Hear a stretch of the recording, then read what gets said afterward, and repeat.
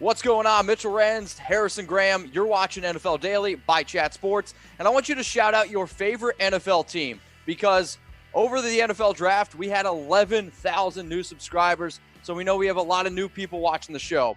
But I just want you all to know this. The NFL draft is only part of what we do. We do a lot of other daily videos. So if you haven't already, hit that sub button and turn on your notifications so you know every single time we drop a video. Okay, Harrison, let's now get into the latest news and rumors. And we're starting off with Jameis Winston to the Saints. He is expected to sign a 1-year deal. And I don't know about you, when I saw this one, man, I was like, I can't even believe it.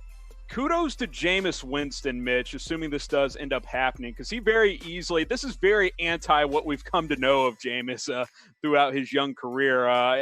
He's got a bit of an ego, or at least he has in the past. But, hey, I think he recognizes, look, if I'm going to start in 2020, it's probably going to be for someone like Jacksonville, and that doesn't really help me for the long term. So I'm going to take a step back. I'm going to look at what Teddy Bridgewater did, hit the reset button, go learn from Drew Brees and a very good head coach in Sean Payton. And hey, if things go well, he could be the heir apparent to Drew Brees in 1 or 2 years down there in New Orleans.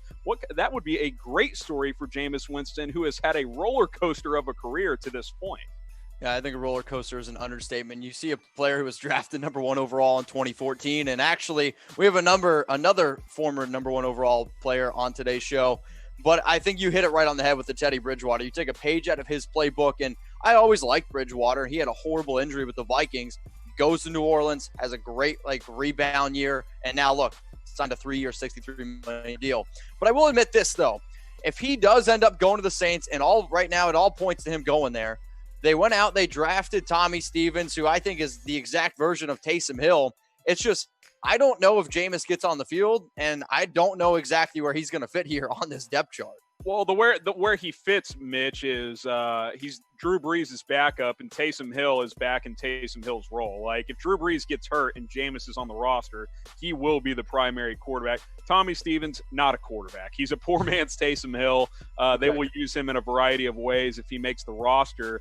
Look, I think the appeal here for Jameis is, hey, I'm not going to play next year, but I'm going to learn from a Hall of Fame quarterback and a future Hall of Fame coach, and maybe get my career back on track. Because if you look at the current teams out there, where's he going to start?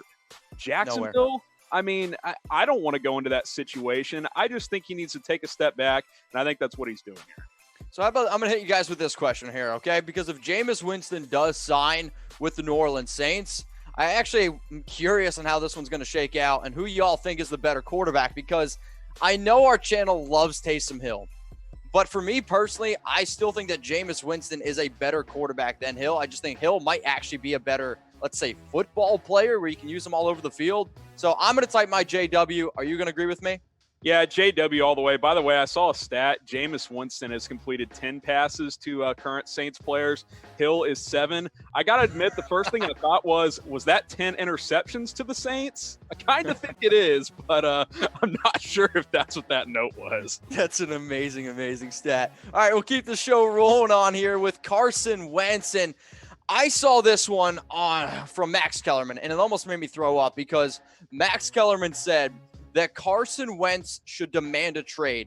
The reasons that he provides, Harrison, he says because the Eagles went out and drafted Jalen Hurts in round 2 at pick 53. And the second reason, because the Eagles didn't add any talent around Hurts in the NFL draft. What do you have to say about it? And then I'll chime in with my 2 cents. I think he meant they didn't surround Wentz with any talent in the draft. Yes. Both are garbage. They spent a draft pick on a receiver in the first round in Jalen Reagor, who I think is going to be a good player for him. And 2, this is just clickbait garbage from Max Kellerman. Look, is it a weird pick? Yes, it's a very strange pick. But until we know what the Eagles' plan with Jalen Hurts is and what they're going to do with him, why would Carson Wentz go and demand a trade? I still think there's a good chance they win this division next year. If Jalen Reagor ends up being a good player for them, maybe they get something out of Marquise Goodwin. The Eagles are going to be just fine. I don't like this from Kellerman. I think it's classic him just trying to get a headline somewhere. Hey, we're talking about it, so it's been pretty effective, right? I don't like this at all. I think it's totally ridiculous on his part. And hey, with how injured Carson Wentz has been in his career, he doesn't really have anything to stand on to demand a trade. They just gave this guy over $100 million. Like, he's fine. He's got his money. Just focus on playing quarterback. So for those of you that are watching this video on YouTube, you might get with an ad break, and I'm actually going to make this question the pinned comment on today's video. So should Carson Wentz demand a trade? I want you to give me a Y for yes, or I want you to give me an N for no. Here's why I'm going to say it's an absolute N for no, because the Eagles, I think 100% did add talent around Carson Wentz in the draft. You went out and drafted Jalen Reagor in round 1. Two players that I actually like a lot, Harrison, as sleepers, and John Hightower and Quez Watkins. The speed, the athletic abilities there. Plus, you also added Marquise Goodwin, who has elite speed from the 49ers. But I think the number one reason why it makes me absolutely sick to my stomach that Kellerman would even put out this idea. Imagine being a quarterback where you get drafted by a team. They give you basically $128 million. And realistically, what have you actually done for the franchise? Like, I think he is a great quarterback, but Nick Foles won them the Super Bowl. And after the whole Nick Foles thing, there was a lot of Eagles fans that said, we want Foles, not Wentz. No, this franchise stuck behind Wentz, and they gave him $128 million. So if anybody thinks that Carson Wentz should demand a trade, I'm sorry, it's ridiculous. He doesn't have anything to stand on, which was my point. And it's kudos to the Eagles who have stood by Wentz. Why wouldn't he stand by them? I don't like this from Kellerman. I think they've added some quality players. We'll see what happens with Alshon Jeffrey and Deshaun Jackson. If one of those guys can stay healthy with the new pieces they have and Zach Ertz, I think this offense could be pretty good in 2020. So I think the Eagles are fine. Carson Wentz is going to be fine. He's not demanding a trade. This is garbage from Kellerman. One word that I picked up on that you said was quality. And if y'all are looking for some quality NFL jerseys, go to chatsports.com/NFL jersey. But these aren't just any jerseys. These are jerseys from the rookies from the 2020 NFL draft class. Now, Tua might not wear number 1. Reagor is probably not going to wear number 1. But basically what you can do is by going to that link, chatsports.com/NFL jersey. It's in the description, and we'll put it in the comments too. You can pre-order your favorite team's jerseys, your favorite rookies' jerseys. Go ahead, be the first guy that you know that's repping your favorite team's players. All right, Tom. Wow, Tom. I just called you Tom. Let's go, Harrison. We're going to go to Leonard Fournette, the latest around him. And Jacksonville was shopping him during the NFL draft, but they had 12 picks. They didn't draft a running back. Maybe, just maybe, we can squash some of these trade rumors. Yeah, I think he's going to be back in Jacksonville next year. I don't think Jacksonville was super actively looking to get rid of Fournette. I think they left the door open. Like, hey, if we get an offer that we feel is good, like if Tampa, for example, who at the time could have used a running back, wanted to offer them a second or a third rounder, I think that's something they would have considered. Obviously, they didn't get the offer they want. They didn't draft a running back. They don't have much behind him. So unless they have something else up their sleeves, he will be back in Jacksonville next season. He's coming off a solid year, was a little bit better in 2019 as a pass catcher. I think for the most part, these trade rumors are going to start to quiet down, but we'll see. If they get an offer they like, they would still consider it. But I think now that the draft is passed, I think those chances at least went down 50% here. I mean, Leonard Fournette did have, I think, a very good season. I think when you talk about ever since he came out of LSU, the one knock on him is being able to stay healthy. He played in 15 games last year. The only game that he missed was the last one of the year when there was nothing to play for and he was battling through an illness. I think Fournette is a physical running back, and personally, I'm a big fan of him. Yes, he had 522 receiving yards, and I think he really did add that ability to his game. But when it comes down to it is we see far too often, I don't know if I am an NFL team that wants to pay a running back $8.6 million. And as good as he is, I can go out and get a rookie early on in round 3, round 4, where you can still get some solid production. So I don't know if the trade rumors are going to end. And honestly, I kind of hope they stay around because I like talking about them. So we're going to ask everyone right now, what team will Leonard Fournette play for in 2020? Harrison, I think you're going to go with the Jacksonville Jaguars. I think I'm going to stick with the Jags as well. But if you have another opinion, I want you to throw it in the comments section. And now we should give some shout outs to some of the peeps. I see the Dolphins in there. Somebody said the Dolphins, but it's looking like most of y'all are saying the Jags. Jags and Dolphins, Harrison. That's all I see. I just think it's going to he's going to stay in Jacksonville. They'll reevaluate what they want to do long term with him. But I think their window to trade him for proper value was during the draft, and now that ship has sailed. All right, to the window, to the wall, to the Cam Newton latest rumor here. Newton's free agency could last a while, and I think that's just the bottom line here. So he basically has come out and said that he wants to be a starting quarterback in the NFL. There's two issues, though. One, he's 31 years old. Two, there's not many starting jobs available, period. Like, not just for a 31-year-old, not just for a quarterback who's battling injuries. There's just not many starting quarterback jobs available, period.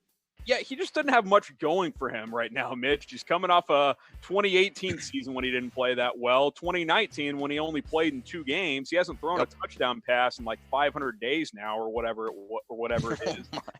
And like you said, and I think this is the most important point, forget the injuries, and those are important. There's just not any jobs out there. Like the Chargers, by drafting Justin Herbert, they're rolling with Tyrod Taylor and Herbert. Like they're not going to add Cam Newton to the mix. So that they're out of the mix. You look at Jacksonville, sure, he's better than Gardner Minshew, but yes. Do they really want to go that route? To me, if I'm Jacksonville, I play Minshew this year. If he balls out and they're better than expected, that's great for them. If not, they probably get the number 1 pick and draft Trevor Lawrence. So I don't think there's much upside there.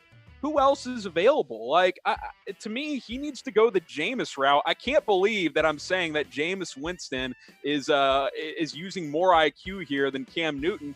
Go play for Pittsburgh, right? Like, play for a team with Indianapolis. Although they've got pieces behind Rivers as well and Jacoby Brissett, but honestly, the Buccaneers. Tampa, go play for a team with an aging veteran quarterback that you can sit for a year or two, and then you can start after that. I know he's a little bit older than Jameis Winston, but there just aren't many jobs out there. So how many games will Cam Newton start in 2020? I think this is going to be an interesting question, right? Because obviously, for me, like I do want to see Cam Newton on the field because I think when fully healthy, he is a very, very entertaining quarterback. And Jacob's the first one to get his vote in with 3, but I see a lot of 0s, I see a lot of 5s, and I see some 7s. I think if I was a betting man, and I am, I would probably bet 0. It's a tricky one. Without knowing where he's going to play, I'll put the over under at like 2.5. I mean, I think he's going to sign on to be a backup somewhere at this point. Unless Jacksonville wants to sign him, I don't think he enters the season as a starter. I'll put 2.5 because quarterbacks get hurt and he could slide in and play some, but I just don't love his chances. So continue to get your votes in. But Harrison, there is one team that apparently has 0 interest.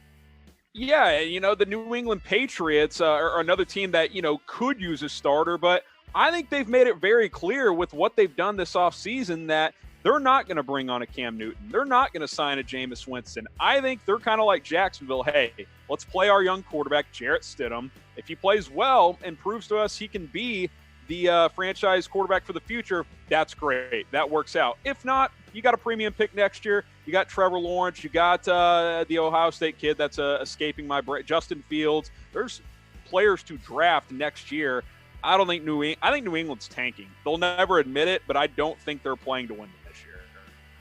No, I agree with you. And I think it's a kind of a crazy idea that they're going to roll with, Stidham. And then I think if the Patriots want to go out and get a quarterback, honestly, I think the one that makes the most sense for me is them maybe going out and getting a guy like a Jacoby Brissett, and then they have Brian Hoyer, and then the whole gang's back together. So I think that could be something that we could potentially see. But as promised, we do have a lot of trade rumors. So the next one coming up here is around Aaron Rodgers. But before I tell you what it is, I want you to all get your votes in here. So should Rodgers demand a trade? I want you to give me a 1 for yes, a 2 for no. We asked you a little bit earlier on today's show if Carson Wentz should demand one. So now I want to know, should Aaron Rodgers demand a trade? And the entire time Harrison and I are talking about this, I want you to get your votes in. 1 for yes or 2 for no. Okay, let's get on into it, my man. Aaron Rodgers to the New England Patriots. This is interesting because not a very credible source, but I do think it's something that we should talk about. Reggie Bush came out and said that Rodgers will end up with the New England Patriots because the Packers, they traded up to number 26 to take Jordan Love, but the entire draft for Green Bay was simply around building for the future and not really building around Rodgers. Look, it's fun to talk about, right? Aaron Rodgers trade rumors, baby. Let's go. It's exciting. Well, it's just not very realistic. Look, does he have a right to be frustrated with how this draft went? Absolutely. I don't know if they took a single player that helps them win this year. And that's very disappointing for a team coming off the NFC Championship game. But the reality, too, Mitch, that team overachieved mightily last year. So to not add 1, 2, 3 pieces that can help you this year, didn't do a ton in free agency either. They feel like a regression candidate. I don't think you should ask for a trade right now, and I don't think the Patriots will trade or be interested right now. I'll say this though: they go 8-8, 9-7, and they fall off a cliff a little bit this year. The Aaron Rodgers trade rumors next offseason, oh baby, they're going to heat up very, very quickly.